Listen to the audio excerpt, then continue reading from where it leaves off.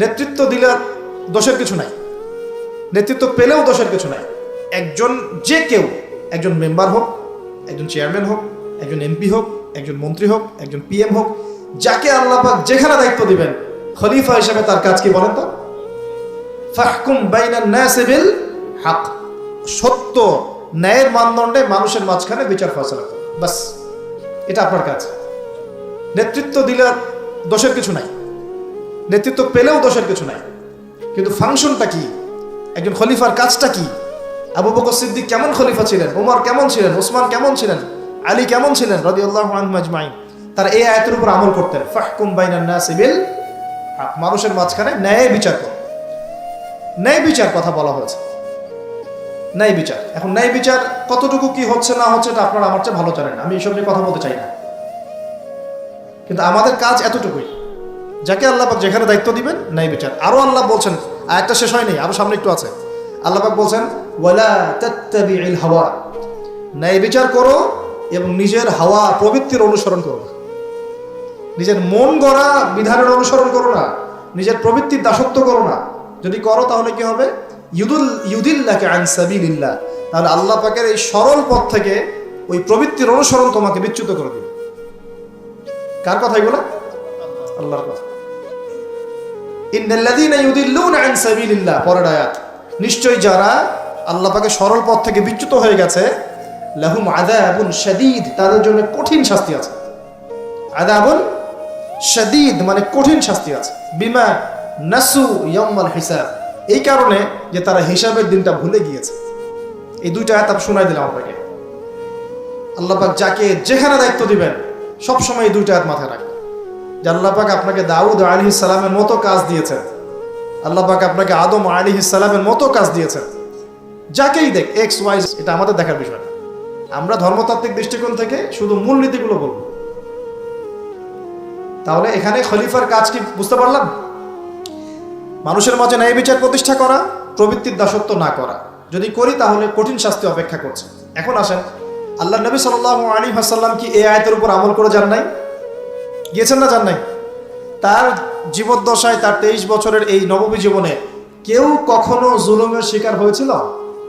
বলেন তো, কেউ বলতে পারবে বুকে হাত দিয়ে যে একজন মানুষ জুলুমের শিকার হয়েছে? তার রেখে যাওয়া ইসলামের এই প্ল্যাটফর্মের উপরে আবু বকর সিদ্দিক শাসন চালিয়েছেন 2.5 বছরের মতো। আবু বকর সিদ্দিকের সময় কি কেউ জুলুমের শিকার হয়েছিল? তিনি কি এই আয়াতগুলোর উপর আমল করেছিলেন না করেন নাই? তাহলে তিনি একজন সফল খলিফা ছিলেন। আমরা খলিফা এবং খেলাফা দুটার ব্যাখ্যা বুঝতে পারলাম। যে খলিফা আল্লাহ পাকের বিধান মেনে বিচার ফয়সালা করে, ওই শাসন ব্যবস্থাটাকেই বলা হয় খিলাফা। এটা নতুন কোনো মৌলবাদী শব্দ নয়, আমরা ভুল বুঝি, আমাদেরকে ভুল বোঝানো হয়। একজন খলিফা যে আল্লাহ পাকের বিধান অনুযায়ী বিচার ফয়সালা করে, তার ওই শাসন ব্যবস্থাটাকে বলা হয় খিলাফা, যেটা আসবে সামনে ঈসা আলাইহিস সালামের হাতে। এখন আপনি সর্বোচ্চ পর্যায়ে যান বিশ্বের, ইউনাইটেড নেশনস, এখানে খিলাফা কায়েম আছে? অনেস্টলি বলেন, এখানে কি আল্লাহর বিধান দিয়ে বিচার ফয়সালা করা হয়, নাকি ওদের পশ্চিমাদের মন করা বিধান দিয়ে করা হয়? 100-200 কেন, একদিনে যদি 1000টা বাচ্চাকেও বোম মেরে হত্যা করে দেয়, তারপরে ওরা ইসরায়েলের পাশেই থাকবে, বলবে আমরা আমাদের বন্ধুর পাশে আছি। আমাদের যদি এর পরেও চোখ না খুলে, তাহলে নিশ্চিত আমরা ইন্টারনালি ব্লাইন্ড, আধ্যাত্মিকভাবে অন্ধ হয়ে গেছি। আর যারা অন্ধ তারাই তো অন্ধ দাজ্জালের অনুসরণ করবে। আমি জানি আমাদের উপরের লেভেলে যারা আছেন তারা এগুলো সব ভালো করেই বোঝেন, কিন্তু পরিবেশ পরিস্থিতির কারণে অনেক সময় তারা সত্য কথা বা সাহস করে অনেক কিছু বলতে পারেন না, কারণ তারা অবশ্যই বোঝেন, তারা মুসলিম পরিবার থেকে এসেছেন। আমাকে বলেন, তাদের যে সিস্টেম, এই সিস্টেমের মধ্যে যে অর্থ ব্যবস্থাটা আছে, এটা সুদ ভিত্তিক না সুদ বিবর্জিত? তাহলে এটা কি আল্লাহ পাকের কোরআনের সাথে গাদ্দারি হয়নি? তাহলে ওর আন্ডারে থাকলে কি আমরা সত্যিকারের খেলাফা কায়েম করতে পারবো? সম্ভব না। ও যে মিডিয়াগুলো চালায়, এই মিডিয়াতে ও যা মানুষকে বোঝায় তাই। একজন মুসলমানকে যদি ও সন্ত্রাসী রূপে উপস্থাপন করে, সারা বিশ্ব বলে হ্যাঁ ও সন্ত্রাসী। একজন ব্যক্তি, আমি নাম মেনশন করছি না, গণহারে মানুষ হত্যা করেছে, তাকে শান্তিতে নোবেল পুরস্কার দেওয়া হয়েছে। এই হলো ওদের চরিত্র। মিডিয়া, ওদের পলিটিক্যাল সিস্টেম, ব্যাংকিং সিস্টেম, ওদের প্রযুক্তি, এগুলো কোনটা মুসলমানের স্বার্থে? কোনোটা কি মুসলমানের স্বার্থে? সবগুলো করেছে ওরা ওদের স্বার্থে। ওখানে গিয়ে আমরা সর্বোচ্চ কি করতে পারি? আমরা হয়তো ওই যে ফিদেল ক্যাস্ট্রোর মতো একটা ভাষণ দিতে পারবো, অথবা ওই গাদ্দাফির মতো একটা ভাষণ দিতে পারবো। যারাই সেখানে দাঁড়িয়ে লম্বা লম্বা লেকচার দিয়েছে, গরম গরম বক্তব্য দিয়েছে, ওদের সবাইকে হয় মেরে দেওয়া হয়েছে, নাহলে ক্ষমতাচ্যুত করা হয়েছে। আমাদের চোখ কবে খুলবে? এটা একটা কুফরি শক্তি। এটা এই পৃথিবীর সবচেয়ে বড় শিরক, সবচেয়ে বড় তাগুত, সবচেয়ে বড় কুফর। এর গোড়ায় গিয়ে আমাদেরকে আঘাত করতে হবে, এবং সেই আঘাতটা আমরা করতে পারবো না, আমরা জানি। সেই আঘাতটা করবে ইমামুল মাহদী এবং ঈসা আলাইহিস সালাম। আমি জানি আমরা কিছু করতে পারবো, এবং আমি আপনাকে করতেও বলছি না কিছু, ভবিষ্যৎটা বলে দিচ্ছি ইনশাআল্লাহ। এই বৈশ্বিক এই শিরক আর কুফর তাগুতের গোড়ায় সে করে আঘাতটা করবে কে? ইমামুল মাহদী এবং ঈসা আলাইহিস সালাম। তারপরে আবার জেরুজালেম থেকে বিশ্ব শাসন হবে ইনশাআল্লাহ। তখন প্রত্যেকটা মুসলমানের হক অধিকার রক্ষা করা হবে। তখন মুসলমানরা এইভাবে মাথা নত করে বাঁচবে না, মাথা উঁচু করে বাঁচবে ইনশাআল্লাহ। এত সহজ যে মুসলিম বাচ্চাদেরকে বোম মেরে হত্যা করে ফেললো। আমি আপনাদেরকে দলিল দিলে রাত 2টা-3টা বেজে যাবে। একজন সাহাবীর হত্যার প্রতিশোধ নেওয়ার জন্য নবী সাল্লাল্লাহু আলাইহি ওয়াসাল্লাম 30,000 সৈন্যবাহিনী রেডি করে রোমানদের বিরুদ্ধে যুদ্ধ করতে পাঠিয়েছে। কজন সাহাবী? আবার একজন দিনী বোন, মুসলিম রমণী মহিলা সাহাবীর ইজ্জতের বিনিময়ে পুরা বনু কুরাইজার সাথে নবী যুদ্ধ করেছেন। নবী একজন রাষ্ট্রদূত পাঠিয়েছিলেন, খ্রিস্টানরা ওই রাষ্ট্রদূতকে হত্যা করেছিল। ওই একজন সাহাবীকে হত্যার প্রতিশোধ নেওয়ার জন্য আল্লাহ নবী সাল্লাল্লাহু আলাইহি ওয়াসাল্লাম মুতার যুদ্ধে চলে গিয়েছে। কি মনে করেছে মুসলমানদেরকে ওরা যা ইচ্ছা তাই করবে? যখনই মুসলিমরা ইসলামের পক্ষে কথা বলার চেষ্টা করে অথবা শক্ত অবস্থান দেখানোর চেষ্টা করে, ওরা কয়েকটা অস্ত্র প্রয়োগ করে, স্যাংশন দিয়ে দিব, তারপরে কি করব, টাকার মান কমিয়ে দিব, ভিসা বাতিল করে দিব। অনেক সমস্যা ওদের কাছে, এরকম 70 থেকে 72টা অস্ত্র থাকে, একটা একটা করে প্রয়োগ করে। স্যাংশন একটা অস্ত্র, ভিসা একটা অস্ত্র, টাকার মান ইনফ্লেশন হবে এটা একটা অস্ত্র, ঋণ দেওয়া বন্ধক দেবে একটা অস্ত্র, IMF এর লোন দিব না একটা অস্ত্র। এরকম অস্ত্র শেষ নাই। এগুলো আপনারা সবাই বুঝবেন না, পলিটিশিয়ানরা বুঝবেন। এই শক্তিটা, এই পুরো পশ্চিমাদের এই পুরো শক্তিটা, আমি বলছি না তাদের মধ্যে ভালো মানুষ না, এটা বলছি না। এটা যারা নিয়ন্ত্রণ করে তাদের নাম জায়নিস্ট। তারা কারা? এই জায়নিস্টরা কখনোই মুসলমানদের স্বার্থে কাজ করবে না। কশ্চিন কালেও তারা এই মুসলিম বাচ্চাদের রক্তের বদলা নিবে না। কশ্চিন কালেও তারা আমাদের এই ভাই বোনদের জীবনের মূল্য দিতে পারবে না। তারা আমাদের পক্ষে অবস্থান নিবে না। হাজার হাজার মুসলিমকে মেরে ফেলার পরেও তারা ওদেরই পক্ষে অবস্থান নিবে। এমনকি যে এগুলো নিয়ে কথা পর্যন্ত বলবে তাকেও গুপ্ত হত্যা করে হত্যা করতে পারে। দ্য সিক্রেটস অফ জায়নিজম বইটা পড়ে দেখেন, হেনরি ফোর্ডের লেখা। উনি নিজেও ওদের একজন ছিলেন, বের হয়ে এসেছেন, পরে সৎপথে এসে বইটা লিখেছেন। বইটা পড়ে দেখেন, পড়াশোনা করেন। আমাদেরকে চোখ কান খোলা রেখে চলতে হবে। আমি এই মূল জায়গা থেকে আস্তে আস্তে শেষের দিকে আসতেছি, একটু মনোযোগ ধরে রাখেন।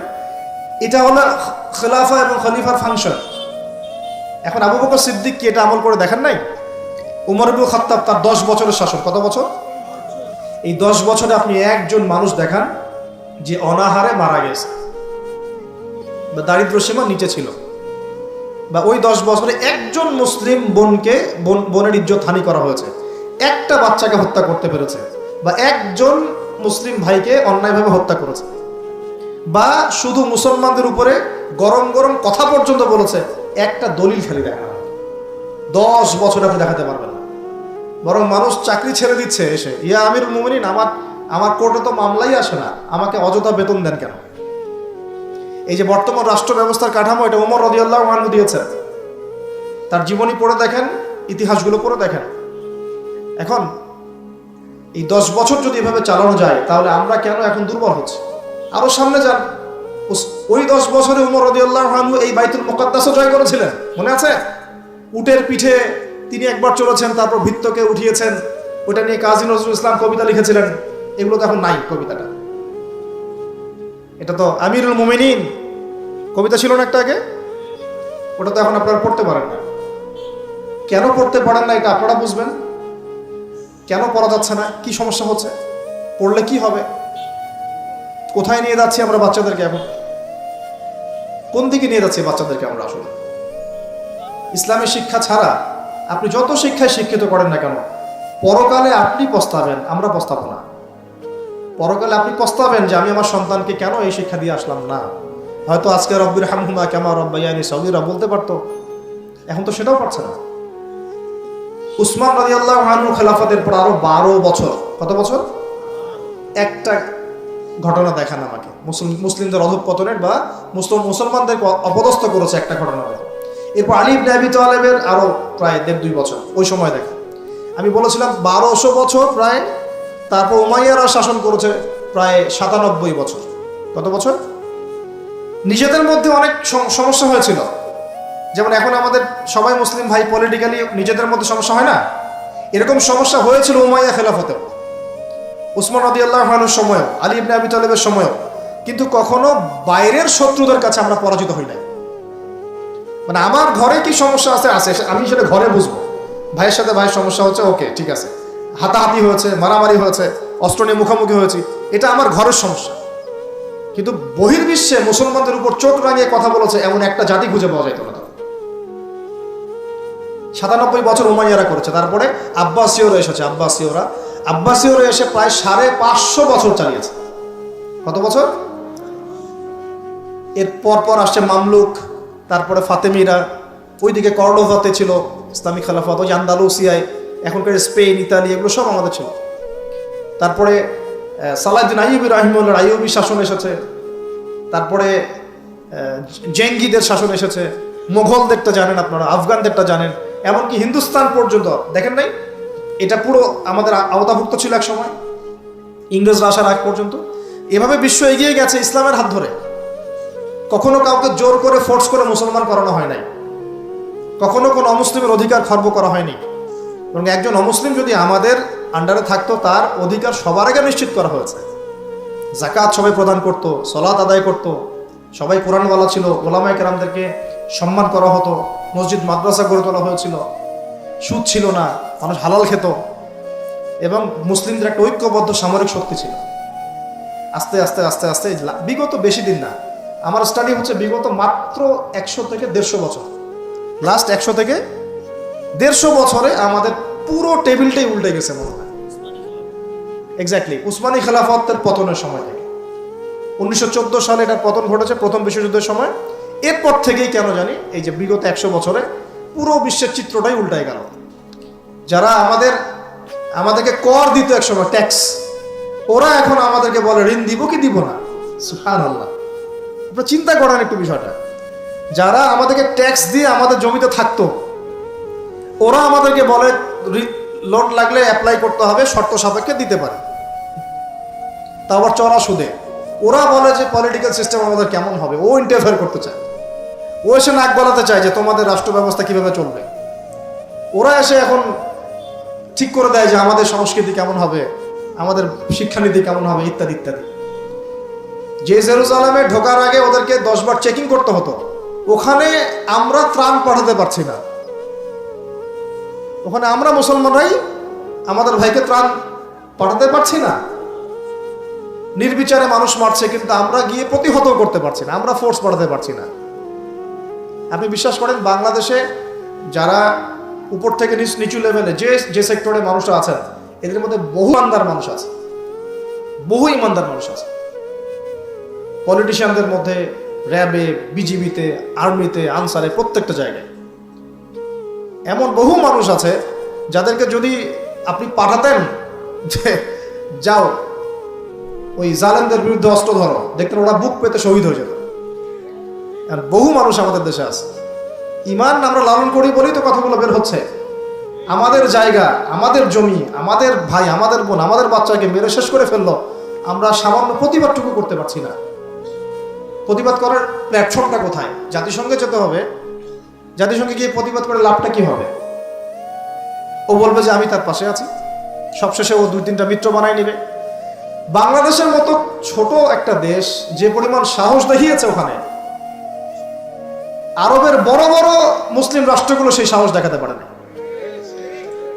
কিসের ওআইসি, নাটক সার্কাস মনে হয় এগুলাকে। 110-20 জন বসবে, খ্যাপসা খাবে, খ্যাপসা আর ওই যে কি ফাহাম, এগুলো খাবে বসে বসে, কোকোকোলা পান করবে, কোকোকোলা, স্প্রাইট।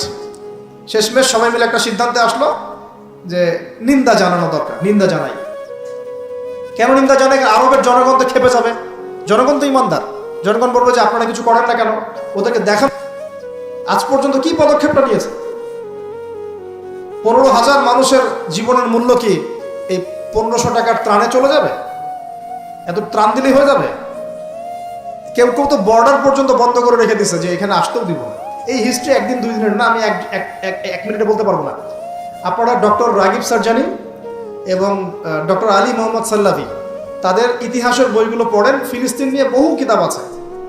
এটা বিশাল ইতিহাস। এটা এখন অক্টোবর মাসের ঘটনা না, এটা অক্টোবর মাসের 6 তারিখে নতুন করে শুরু হয়েছে মাত্র। এটা প্রায় 97 বছর থেকে চলছে। কখনো এই রমজানে, কখনো সেই রমজানে, কখনো এই ইস্যু নিয়ে, কখনো সেই ইস্যু নিয়ে, কখনো নিজেরাই এটাকে সৃষ্টি করে, করতে করতে আস্তে আস্তে আস্তে 76 ভাগ জায়গা ওরা এখন দখল করে ফেলছে। আর আমি বললাম এদের সাথে দাজ্জালের মারাত্মক সম্পর্ক আছে, সামনে বুঝতে পারবেন। তো এটা একদিন 2 দিনের ইতিহাস নয়। আর এই প্রতিহতটা মানুষ আজকে নতুন করে করছে এমন নয়, প্রতিহত করেছে অনেকেই, অনেক সংগঠন এখানে প্রতিহত করে করে করে করে চলে গেছে। এখন না হয় আপনি হামাসকে দেখতে পাচ্ছেন, আগে তো সে ছিল না। ইন্তেফাদার আগে তো সে ছিলই না, নতুন করে তাকে প্রথম শুরু করেছিল ইখওয়ানুল মুসলিমিন। তার আগেও ওই যে কাসসাম ব্রিগেড, আপনার নাম শুনেছেন, ইজউদ্দিন কাসসাম, উনি প্রথম শুরু করেছিলেন 1935 সালের দিকে। ইতিহাসগুলো পড়তে থাকেন এবং কিভাবে তার আস্তে আস্তে এই জায়গায় ঘাঁটি গেড়েছে। এখন তারা কত শক্তিশালী আমাদের কল্পনার বাইরে। আমরা আমাদের আল্লাহ রাব্বুল আলামিনের কাছে দোয়ার চ্যানেল খোলা আছে, আমরা আমাদের মন থেকে দোয়া করবো ইনশাআল্লাহ। বলতে পারলে বলবো, লিখতে পারলে লিখবো, পণ্য বয়কট করতে পারলে করব, আমরা কূটনৈতিক সম্পর্ক ছিন্ন করতে পারলে করব, আমাদের পক্ষে যা করা সম্ভব তাই করবো ইনশাআল্লাহ। কারণ আমাদের তো হাত বাঁধা। দেখেন, আপনি চিন্তা করেন, চারপাশে আরব রাষ্ট্রগুলো তামাশা দেখছে, মাঝখানে মাত্রই 27 একর বর্গ কিলোমিটার জায়গা, 27 একর জায়গা আর কি, এটার মধ্যে বোম্বিং হচ্ছে। সবাই মানে 22 লক্ষ মানুষকে একটা জায়গায় নিয়ে এসে বোম মেরে হত্যা করা। মানে ভাবটা এরকম যে ধরেন বাইতুল মোকাররমে সব মুসলমানকে ঢুকিয়ে বিষ প্রয়োগ করে হত্যা করা, যেমন এরকম স্প্রে মেরে হত্যা করা। অল্প একটু জায়গা, এর মধ্যে 22 লাখ মানুষকে ঢুকিয়ে দিয়ে বোম মেরে মেরে হত্যা করা হচ্ছে। এর চেয়ে বড় জুলুম পৃথিবী আর কোথাও দেখে নাই। ওই জায়গাটাকে আল্লাহ পাক বরকতময় বলেছেন, ওই জায়গাটাকেই আল্লাহ পাক বরকতময় বলেছেন। কেন? ওই জায়গা থেকে আল্লাহ পাক বেশি বেশি শহীদ কবুল করছেন, সুবহানাল্লাহ। এটাও বোঝেন, ওই জায়গা থেকে বেশি বেশি শহীদ আল্লাহর কাছে যাচ্ছে এবং তারা জীবিত, তারা জান্নাতে আছেন এখন ইনশাআল্লাহ। তবে শেষ করে দিয়ে একটা হাদিস দিয়ে যায়, নবী সাল্লাল্লাহু আলাইহি ওয়াসাল্লাম এই জায়গা সম্পর্কে বলেছেন, শেষ জামানায় লা তাযালু তাইফাতুন মিন উম্মতি যাহিরিন আলাল হক লা ইয়াদুররুহুম মান খাযিলাহুম। আল্লাহ নবী সাল্লাল্লাহু আলাইহি ওয়াসাল্লাম বলেছেন, আমার উম্মতের একটা দল, সবাই না, একটা দল চিরদিন হকের উপর থাকবে, তারা যুদ্ধ করতে থাকবে, বিরোধিতাকারীরা তাদের কোনো ক্ষতি করতে পারবে না দুর্ভিক্ষ ছাড়া। কি ছাড়া?